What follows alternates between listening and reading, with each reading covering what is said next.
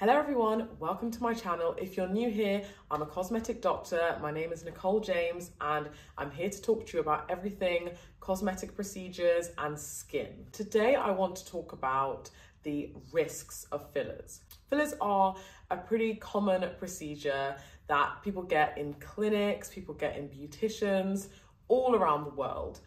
Not a lot of people know that they can have risks associated with them.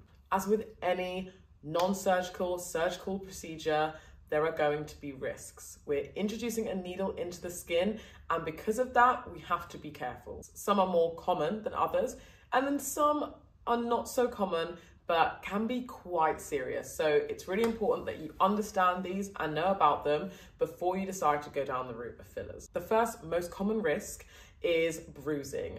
I see bruising in a lot of my patients, unfortunately. Things that can make bruising worse are if you're drinking a lot of alcohol before and after your appointment, if you take blood thinners such as clopidogrel, aspirin or warfarin, and some people just bruise easier. It's one of those things. All bruising is a blood vessel that's been broken and has burst. It's not a big deal. It's not something that's going to cause any long-term damage, but it's something to be aware of. I wouldn't recommend that anyone or any of my patients goes and has an event or a big social gathering after their fillers appointment, because you're going to have to try and cover it up with makeup and it's just going to be a recipe for disaster. Another more common side effect, not as common as bruising, but still common, is infections. Anytime we're introducing a needle into the skin, we can get infection. If you notice that you're getting some redness around the area of one of the filler sites, or you're noticing pus around that area, then you could be experiencing infection. It's really important to go back to your practitioner and try to get some antibiotics. If your practitioner is not a prescriber, this might be a little bit difficult and you might have to go to your GP, which would be really, really annoying. But if your practitioner is a prescriber, they'll just prescribe some antibiotics for you. You'll take them for like 7 days and not to worry. It's an annoying side effect, but again, not the end of the world. It's an easy fix.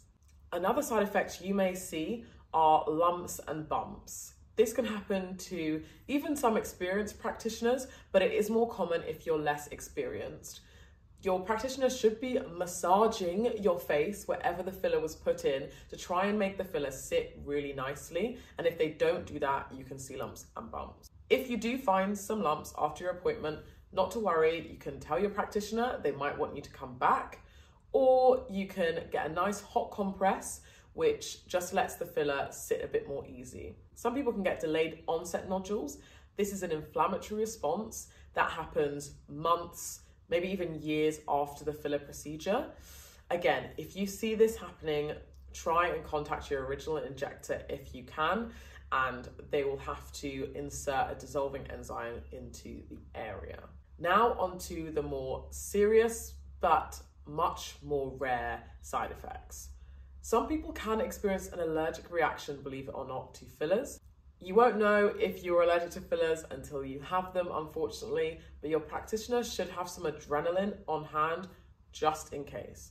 If in your appointment you feel hot, you've come out in rashes, or you feel like your tongue is swelling, say something immediately, because you may be experiencing an allergic reaction and you need to tell your injector. Another more serious complication that is definitely not talked about enough is a vascular occlusion.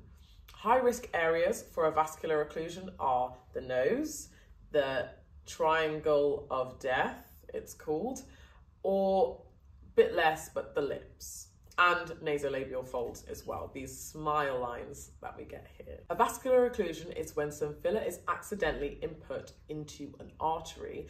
This blocks the artery and blocks the blood flow to the surrounding areas. This can lead to death to the tissue, and in some cases, blindness. A good injector will use techniques that really bring these risks to as low as possible, which is why it's really important to find a skilled injector who knows what they're doing. Vascular occlusion is a really serious risk, but it is much lower down the scale in terms of risks that we see, but it can happen to even the most experienced practitioners. So just make sure you know the risks and you find someone who's licensed so you're as safe as possible. What are the things that you can do to keep the risk as low as possible? So number one, you can find an injector who is licensed and experienced and knows what they're doing so that they can make sure the risks are as low as possible. Number two, don't drink a lot of alcohol before and after your appointment because this can make bleeding and bruising way worse. Next, you should avoid wearing makeup after your appointment for your fillers. Makeup can introduce infection and bacteria onto the face, so best to avoid that. Also, avoid touching the area because our hands are inherently very dirty, and if we touch our face where the filler has been, again, can cause infection. So those are the risks of filler, but filler has lots and lots of benefits.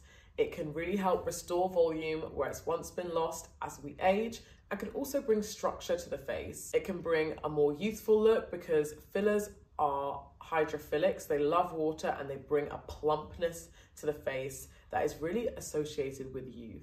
I'd really recommend filler. I absolutely love them, but it's really important that you stay informed about the risks and you understand what you're getting yourself into. It's also important that you know what to look out for after your appointment, so if anything is going wrong, you can call your injector immediately. That's it. I really hope you enjoyed this video. Please like, comment, share, subscribe if you enjoyed it. Let me know in the comments if you have any questions. I'm more than happy to answer them, and I'll see you next time.